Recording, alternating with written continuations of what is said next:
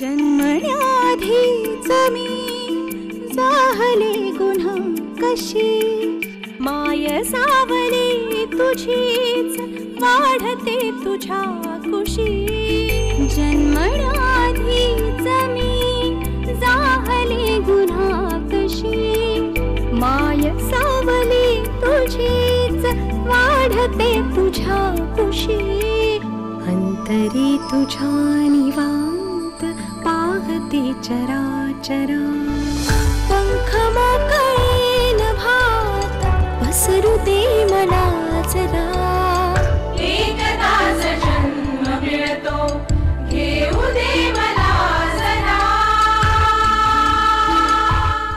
चिंतामणी, जेव्हा संगीत दिलंस या गाण्याला, कुठेतरी आता आपण बऱ्याच प्रकारचे व्हर्जन्स ऐकतो, म्हणजे लाऊड व्हर्जन असतात, लाईट असतं, म्हणजे मला गाण्यातलं एवढं फार कळत नाही, पण संगीतकार म्हणून तू त्यातली जी भावना आहे ती कायम तशीच ठेवली असते. मला वाटतं स्लो मोडमध्ये असलं तरी सुद्धा ते ऐकताना कुठेतरी आपल्या मनात ती जागरूकता आपोआप निर्माण होते. त्यामुळे संगीतकार म्हणून या गाण्याला संगीत देताना तुझा नेमका विचार कशा पद्धतीने होता? जेव्हा मी शब्द बघितले तेव्हा मला त्याच्यात पहिल्या ज्या 2 ओळी आहेत त्याच्यातनं एक ती विनंती केली आहे, पण मला त्या विनंतीचा एक भाव ठेवता ठेवता मला ते जे स्टेटमेंट आहे ते ठामपणे सांगायचं पण होतं.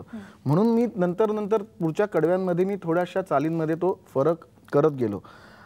परत महत्त्वाची गोष्ट अशी होते की आपण आजकाल आयटम सॉन्ग खूप ऐकतो, तर म्हणजे मी ह्या प्रकारे अशी त्याला चाल करू शकलो असतो, पण मी ती केली नाही, कारण त्यातले शब्द, त्यातला भाव बघता. आणि म्हणून मी सांगताना प्रत्येक ठिकाणी हे सांगतोय की आयटम सॉन्ग आपण ऐकतो, पण ह्यातला हा जो मेसेज आहे, हा मेसेज सांगण्याकरता हे गाणं जास्तीत जास्त तुम्ही लोकांपर्यंत पोहोचवा. आणि चाल, मी म्हणतो ना की चाल तुम्ही, म्हणजे माझं स्वतःचं वैयक्तिक असं आहे की मी चाल कधीच अशी लावायला बसत नाही. मी जसं तुम्हाला म्हटलं की शब्द आल्यानंतर मी फक्त स्टुडिओत जाऊन बसलेलो, चाल आपोआप आली. म्हणजे त्याच्या मागे करता करविता कोणतरी वेगळं आहे, पण ती चाल आपोआप आली. मी चाल लावायला बसलो नाही आणि चाल होऊन गेली ती, कारण त्याच्या मागे काहीतरी ही एक भावना आहे, त्यामुळे ती होऊन गेली. असं मला खूप हे वाटतं या गाण्याविषयी की साधे सोपे शब्द आहेत. महाराष्ट्रात कानाकोपऱ्यात हे सगळ्यांना कळेल, कुठेही मोठे शब्द वापरून त्याला असं हे केलेलं नाहीये. तर खूप साधे सोपे शब्द आहेत, साधी चाल आहे जी डायरेक्ट जाऊन भिडेल अशी चाल आहे. म्हणजे मी जेव्हा उत्सुकतेपोटी ऐकवलं लोकांना की बघा बघा मी गायलंय असं माझ्या घरी, त्या दुसऱ्या दिवशी आपोआप माझ्या बहिणी हे गाणं गुणगुणत होत्या. सो मला ते महत्वाचं वाटतं की हा मेसेज पोहोचण्यासाठी जे आणि खरं तर हे ठरवून नाही झालेलं की चला सोपे शब्द लिहूया, सोपी चाल लिहूया. तो योग जुळून आला आणि 20 दिवसात 40 बायका येऊन गाऊन ते झालं सुद्धा. आणि उत्तरासारखी आमच्याकडे म्हणजे खरंच म्हणजे मला या बाबतीत उत्तराचं कौतुक करावं असं वाटेल की आणि खरंच म्हणजे त्याच्या मागे लागायला लागतं आजकाल. म्हणजे आम्ही नेहमी हल्ली असं म्हणतो की पूर्वी असं होतं की जगात काय चाललंय ह्याची आपल्याला उत्सुकता असायची, पण आता आपल्या आयुष्यात काय चाललंय हे जगाला सांगण्याची उत्सुकता जास्त असते. तर अशा ह्याच्यामध्ये खरंच लोकांपर्यंत पोहोचण्यासाठी जे माध्यम हवं किंवा जो मधला माणूस हवा, ते उत्तरासारखी आम्हाला दुसरी कोणीच मिळणार नाही. मला वाटतं. आणि इतके कार्यक्रम तुम्ही जसं मगाशी म्हणालात की स्त्रीविषयी जनजागृती करण्याचे बरेच विषय आहेत आणि बरेच विषय आहेत स्त्रियांविषयी. प्रत्येक विषयात आपण जनजागृती करू इतका थोडा आहे. आज आपण म्हणतो आपण कलयुगात वावरतोय, खूप मागे आहोत अजूनही आपण. अगदी खरं. आणि इतके तुम्ही कार्यक्रम केलेत, बरेच अनुभव आले असतील ना? नक्कीच. विशेषतः मी स्वतः एका शोचं अँकरिंग करत होते जिथे महिलांशी निगडीतच सगळा विषय होता. त्यामुळे अगदी ग्रामीण भागातल्या स्त्रीपासून इथपर्यंत शहरी भागातल्या स्त्रीपर्यंत अनेक प्रश्न समोर आले.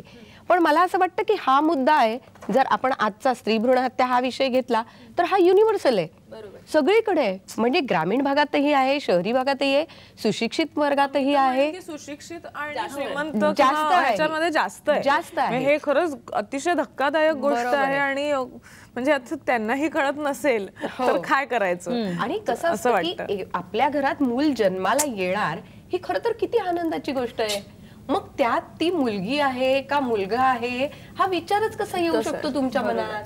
हा सगळ्यात मोठा मुद्दा आम्हाला सगळ्यांनाच पडलेला प्रश्न आहे, अर्थात आपल्याला सगळ्यांना पडलाय, पण मला असं वाटतं की सगळ्या प्रेक्षकांनी याची नोंद घेतली पाहिजे की निदान आपल्या घरात बाळ जन्माला येणार असं म्हटल्यानंतर तुम्ही बघू नका की ती मुलगी आहे की मुलगा आहे, त्याला जगात चांगल्या पद्धतीने कसं आणता येईल, तो चांगल्या आरोग्याने कसं आणता येईल हे बघा, आणि व्यक्ती म्हणून कसं व्यक्ती जगवता म्हणून येईल. जे जन्माला येईल त्याला एक सक्षम आणि सुजाण नागरिक बनवायचंय, बाकी काय आपल्या हातात असतं. आणि मला म्हणजे मी म्हणते नेहमी की महिला दिन हा साजरा केलेला मला नाही आवडत. खरंय. एक दिवस का, 365 आयुष्यभर तुम्ही दिवस महिलांचा दिवस रिस्पेक्ट पाहिजे. करा. आणि म्हणून मी म्हणते की जेव्हा चांगली मुलं असतील, चांगल्या मुली असतील, किंवा इव्हन महिला नाही, मगाशी तिने हा जो विषय काढला की आम्ही तिघी बहिणी आहोत, आम्ही पण तिघी आहोत, ह्या पण तिघी आहेत, आणि लोक विचारतात की भाऊ नाही, आणि हे विचारणाऱ्या बायकाच असतात. जेव्हा मी नेहमी म्हणते की जेव्हा बायका हा प्रश्न विचारणं थांबवतील ना, तेव्हा खऱ्या अर्थाने बायका पुढे येतील. आधी स्वतःला बघा, स्वतःवर विश्वास ठेवा, स्वतःचा आदर करायला शिका, आणि लोकांना स्वतःचा आदर करायला भाग पाडा. शिका, विचार करा, शिकायला लावा, विचार करायला लावा, आणि चांगला सक्षम माणूस बनवा. स्त्री आणि पुरुष हा भेदभावच करू नका. स्त्री भ्रूण हत्या म्हणजे तुम्हाला आधी कळतं स्त्री आहे, म्हणजे तुम्ही सेक्स डिटर्मिनेशन करता, हाच मुळात गुन्हा आहे.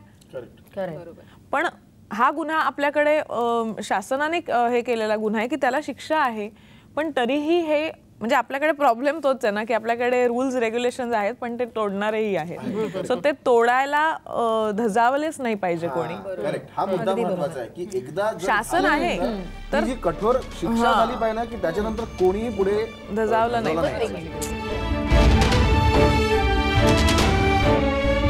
मीच विश्वकारिणी मृदुल वाटते जरी